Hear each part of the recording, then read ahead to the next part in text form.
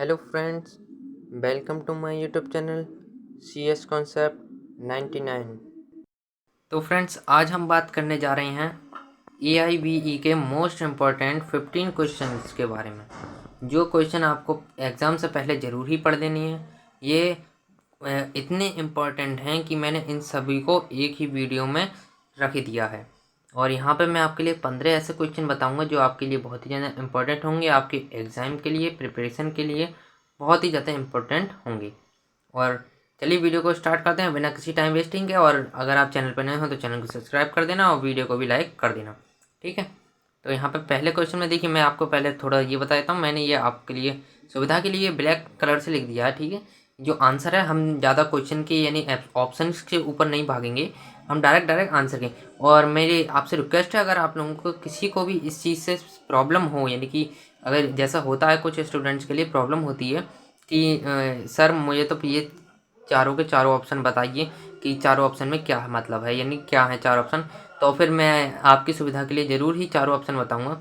लेकिन अभी तो मैं आपके लिए, ये टाइम कम है इसलिए मैं आपको डायरेक्ट आंसर ही बताऊंगा, ठीक है। अगर आप लोग चाहते हैं कि मैं आपको ये चारों ऑप्शन पढ़ के बताऊँ तो फिर मैं चारों ऑप्शन आपको पढ़ के बताऊँगा। और अगर आप लोग इसके PDF चाहते हैं ना, तो आप मुझे कोई एक जना यानी कि कमेंट कर देना। मैं यानी कल एक कमेंट आया भी था, लेकिन माफ़ी चाहता हूँ, अभी वो थोड़ा मैं साइड पर ज़्यादा टाइम नहीं मिल नहीं पाया। लेकिन अभी एक ही जने का कमेंट आया। अगर मेरे हिसाब से 5-6 लोगों के कमेंट आ जाते हैं ना कि हाँ, क्योंकि हम जो चैनल बनाएंगे, हम टेलीग्राम पे चैनल बनाएंगे वो अपना, तो फिर कम से कम उस पर शुरुआत में थोड़े सही होना चाहिए, ताकि अगर हम शुरुआत में PDF प्रोवाइड कराएं तो ऐसा नहीं होना चाहिए कि क्या कहते हैं कुछ लोगों पे पहुँचे कुछ लोगों पे नहीं पहुँचे।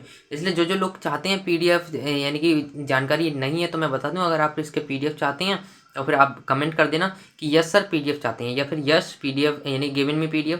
तो इस तरीके PDF का आप मैसेज कर देना, मैं आपके लिए PDF प्रोवाइड करा दूंगा 1-2 दिन में ज़रूर। और मैं अपना एक मॉडल पेपर लेके आ रहा हूँ जो आपके लिए बहुत ही ज़्यादा इंपॉर्टेंट होगा। आपके AIBE के एग्जामिनेशन, ऑल इंडियन बार काउंसिलिंग का एग्जाम होता है, उसके लिए बहुत ही ज़्यादा मोस्ट इंपॉर्टेंट होगा वो पूरा। उसमें मैं आपके लिए यानी कि जितने भी आज तक पेपर में आए हैं उन सब में से मैं पिछले 20 सालों तक के पेपर देखूंगा, उनमें जितना भी रिपीट हुआ है उनमें से क्वेश्चन रखूंगा, ठीक है। और मैं आपके लिए 3 सेट ऐसे बनाऊंगा जो आपको बहुत इंपॉर्टेंट होंगे। तो ये जो आपके एग्जाम्स है, मेरे हिसाब से मैं आपके लिए 5 से 6 दिन पहले आपको ये प्रोवाइड करा दूंगा। तो एक आ जाएगा 5 से 6 दिन पहले, और दूसरा आ जाएगा कम से कम 3 दिन पहले, और उसके बाद आ जाएगा एक पेपर जो है उससे एक रात पहले, ठीक है। यानी कि पेपर से एक रात और पहले, ताकि आपको समय मिल जाए अगर आपके जो क्वेश्चन तैयार नहीं है उनके लिए। और अगर आप लोगों को उसके आंसर चाहिए होंगे तो वो मैं टेलीग्राम पे अचीव करा दूंगा, जहाँ पे जाके आप नेट प्रोवाइड करा दूंगा, आप वहाँ से जाकर उसके आंसर भी देख सकते हैं। तो हम वीडियो को स्टार्ट करते हैं, ठीक है। तो यहाँ पे ये आशा करता हूँ आप लोग ये इतना तो समझ गए होगा कि PDF चाहिए तो कमेंट कर देना, और जो मॉडल पेपर लाऊंगा इसलिए चैनल को सब्सक्राइब कर रखना। तो फ्रेंड, यहाँ पे पहले क्वेश्चन में कहता है ये सहित अनुबंधन, यानी ये सहित अनुबंध कानून, ये परकाम्य सॉरी हाँ, परकाम्य उपकरण अधिनियम 1881। अरे भैया, हाँ, परकाम्य अधिनियम परकाम्य उपकरण अधिनियम 1881 के संदर्भ में परकाम्य साधनों के संबंध में निम्नलिखित कथनों में से कौन सा सबसे कम सटीक है, ठीक है। आपको एक चीज़ का बहुत ध्यान रखना है, इसमें कम सटीक वाला हमसे पूछा है, ठीक है। तो यहाँ पे ये जो राइट आंसर हो जाएगा वो हो जाएगा ऑप्शन नंबर डी। तो परकाम्य साधन को विचार के लिए नहीं माना जा सकता और या तैयार नहीं किया जा सकता, यानी कि ये विचार के लिए इसे नहीं माना जा सकता। तो ऑप्शन नंबर डी इसका राइट हो जाएगा, ठीक है। और नेक्स्ट क्वेश्चन की ओर बढ़ते हैं। और आप लोगों को बता दूं, रिवीजन के तौर पर आपको वीडियो जरूर देखनी है। एक आध भैया ने यानी कि सहयोग किया है इसमें, रिवीजन के तौर पर वीडियो देखकर उन्होंने कमेंट करते हुए आंसर के जवाब दिए हैं। तो best of luck for your examination. और मुझे यानी कि पूरा विश्वास है कि आपको दूसरी बार वीडियो देखने से आपके जो क्वेश्चन है वो पूरी तरह याद हो गए होंगे। अगर याद हो गए हों तो कमेंट जरूर करके बता देना कि yes sir I have completed my work, यानी कि आपको पूरी तरह याद हो गई हैं, ताकि और लोग जो हैं उन्हें भी सहयोग मिले। और अगर आपको याद नहीं हुए तो आप मना करना, क्योंकि मैं जो प्रॉब्लम रह रही है उसे सुधारूँ। अगर आपको लगता है कि ये प्रॉब्लम है तो वो प्रॉब्लम बता देना, ठीक है। तो नेक्स्ट क्वेश्चन में कहता है कि निम्नलिखित कथनों में से कौन सा सबसे अच्छा प्रवीण के सिद्धांत का वर्णन करता है, क्योंकि यह अनुबंधन कानून पर लागू होता है, ठीक है। तो यहाँ पे कहा है कि सबसे अच्छा प्रवीण के सिद्धांत का वर्णन करता है क्योंकि यह अनुबंधन कानून पर लागू होता है। तो ऑप्शन नंबर ए इसका राइट हो जाएगा। इसमें कहता है कि अनुबंधन आमतौर पर इस तरह के अनुबंधन के लिए पार्टियों को छोड़कर किसी भी व्यक्ति को अधिकार प्रदान या उसके तहत दायित्व को लागू नहीं कर सकता। ठीक है, तो इसमें कहता है कि एक अनुबंधन आमतौर पर एक अनुबंधन आमतौर पर इस तरह के अनुबंधन के लिए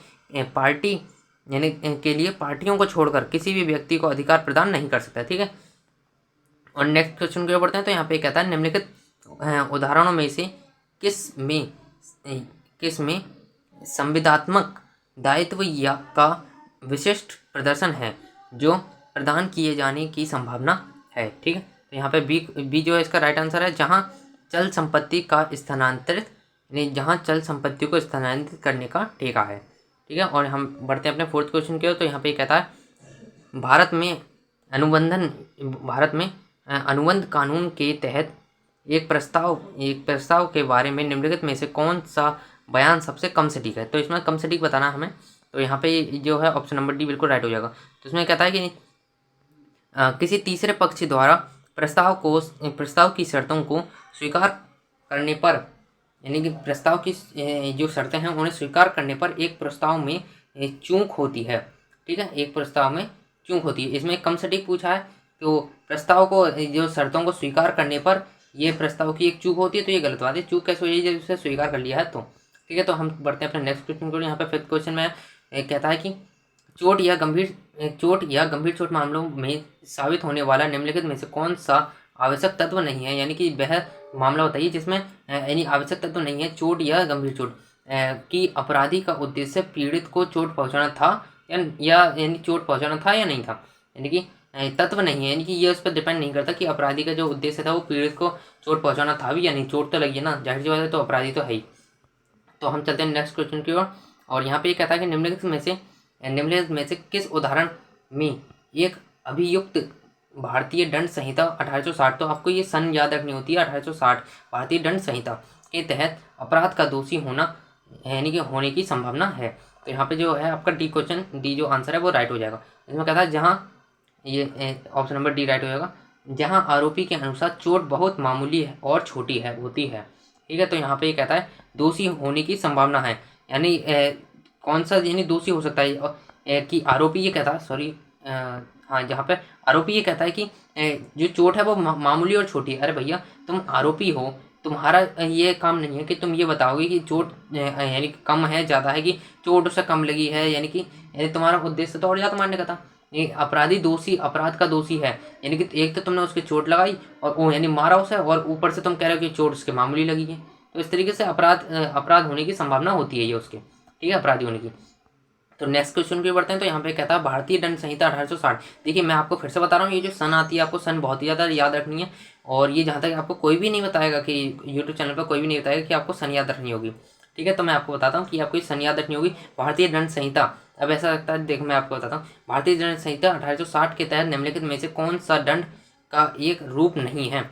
तो इसमें से सामुदायिक सेवा दंड का रूप नहीं है, क्योंकि ये तो सेवा है ना डायरेक्ट। तो संपत्ति जब्त करना, उसकी संपत्ति जब्त कर ली जाती है। ठीक है, आजीवन कारावास ये भी उससे दंड होता है, साधारण कारावास ये भी दंड होता है। सामुदायिक सेवा ये कब से दंड होने लगा, ये तो धर्म है हर किसी का सामुदायिक सेवा करना। तो यहाँ पे जैसे आ सकता है भारतीय दंड संहिता की, यानी कि भारतीय दंड संहिता और फिर डैश लगा दे कि इससे आगे बताओ, इससे आगे क्या आएगा, कि भारतीय दंड संहिता और उससे आगे फिर डैश लगा दे कि फिर यहाँ पे पूरा क्वेश्चन लगेगा कौन से दंड का नहीं है, और उसने बता दी सामुदायिक का नहीं है। तो फिर आपको सन बतानी होगी, 1860 का नहीं है, तो आपको सन भी ध्यान रखनी होगी।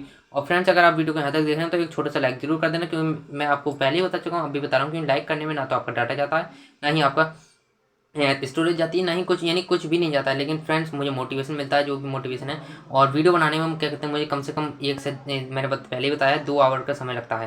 ठीक है ना, तो फिर थोड़ा सा सहयोग कर देना, आप सिर्फ एक लाइक कर देना। और मैं ये नहीं कहता अगर वीडियो अच्छी लगा तो चैनल को सब्सक्राइब करना, अगर नहीं लगा तो मत करना, लेकिन आपकी एक काम की वीडियो है, आपके लिए है, इसलिए केवल एक लाइक जरूर कर देना। ठीक है, तो यहाँ पे हम 8th क्वेश्चन की बढ़ते हैं। इसमें कहता है आपराधिक मामलों में बयान से संबंधित निम्नलिखित बयानों में से कौन सा सबसे सटीक है। तो इनमें हमें सबसे सटीक बताना है बयान से संबंधित। तो इसमें ये ऑप्शन नंबर डी आपका राइट है। तो इसमें ये कहता है कि ये इकबालिय स्वीकार है बशर्ते अभियुक्ति यानी वो अभियुक्त ने इसे स्वच्छता से दिया हो और मजिस्ट्रेट ने रिकॉर्ड की है। इसमें दंड यदि देखो दंड प्रक्रिया संहिता 1973, ये आपको सन, मैं फिर से बता रहा हूँ कि आपको सन पर थोड़ा गौर रखना है। तो 1973 उल्लेखित सभी प्रक्रियाओं का पालन किया गया है। तो इसमें जो है ये सबसे सटीक जो कौन सा आ जाएगा, इसमें ऑप्शन नंबर डी आ जाएगा। ठीक है, जो कि सबसे सटीक का मतलब है इसमें सबसे ज़्यादा जो राइट है वो कौन सा है। ठीक है, और यहाँ पे हम नेक्स्ट क्वेश्चन के बढ़ते हैं। तो इसमें कहता है कि ये दंड प्रक्रिया संहिता 1973, अभी आपने ऊपर पढ़ा था। ठीक है, तो इसमें ये कहता है दंड प्रक्रिया संहिता 1973 के तहत गिरफ्तार किए गई यानी गिरफ्तार व्यक्ति के बुनियादी अधिकारों में से कौन सा नहीं है। तो इसमें पूछता है कि कौन सा इनमें से नहीं है।